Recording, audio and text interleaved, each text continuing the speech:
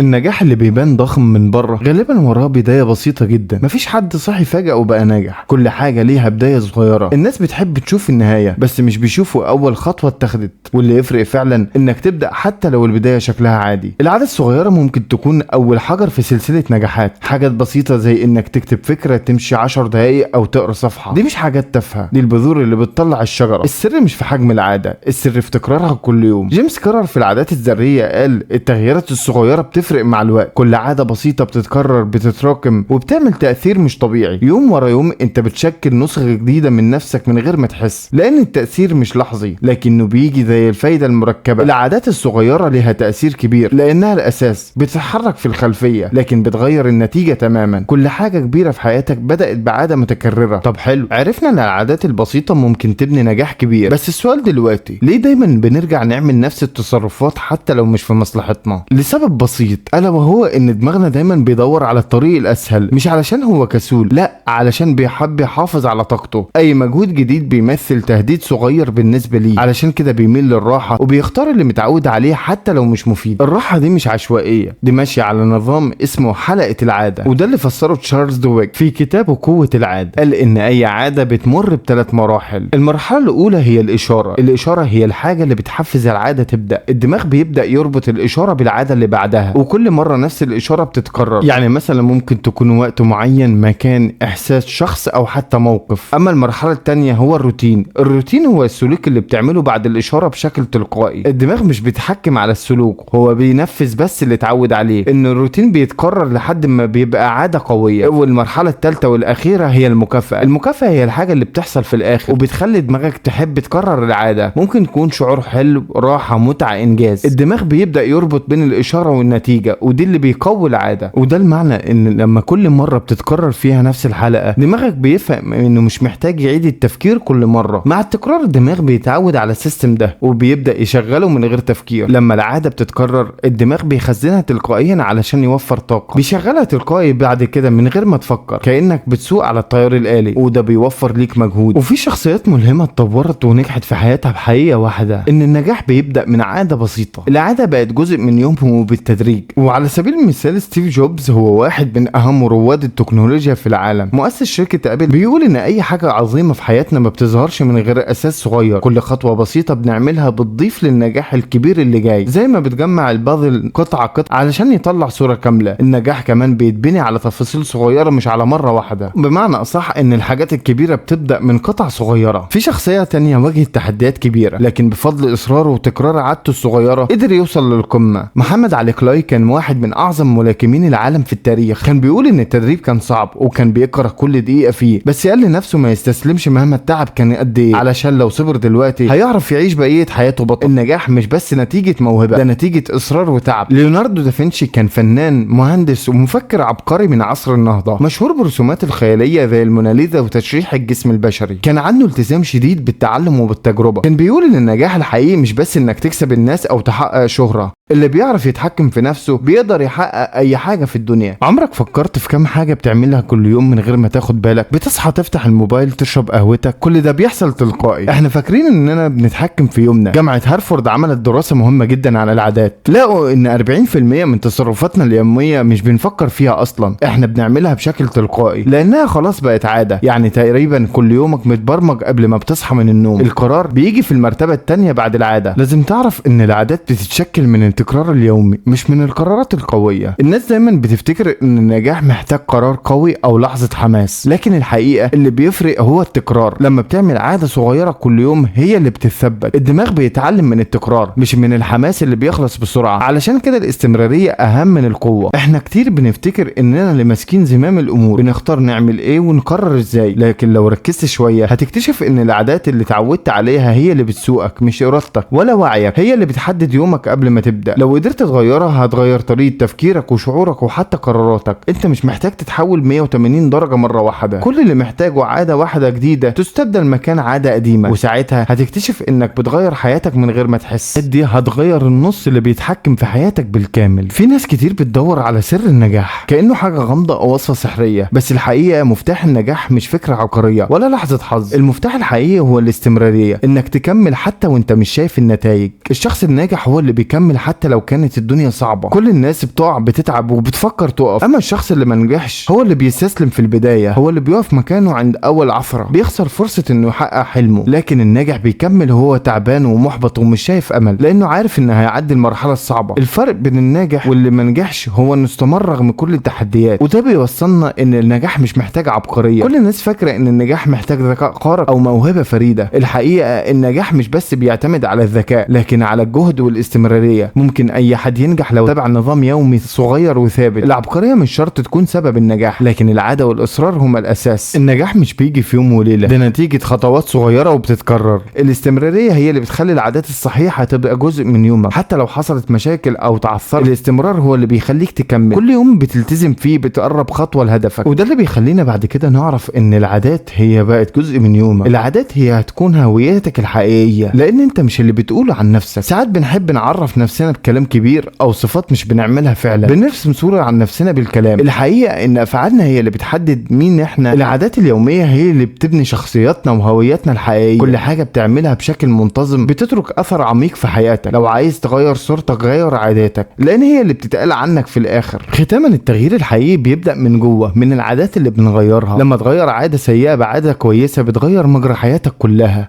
بمعنى غير عادتك يتغير مصيرك. كل عادة بتزرعها النهاردة هتحصد نتيجتها بعد سنة او 2. العادات اللي بتبدأ النهاردة هتشوف ثمارها بعد وقت مش قليل. ممكن تحتاج صبر وانتظام، لكن النتيجة كبيرة ومجزية. مصيرك بين ايديك، لان كتير مننا بيحب الحلول السريعة والاختصارات، لكن الحقيقة ان مفيش طريق سهل للسعادة او النجاح. لازم تعرف ان مصيرك هو نتيجة عاداتك.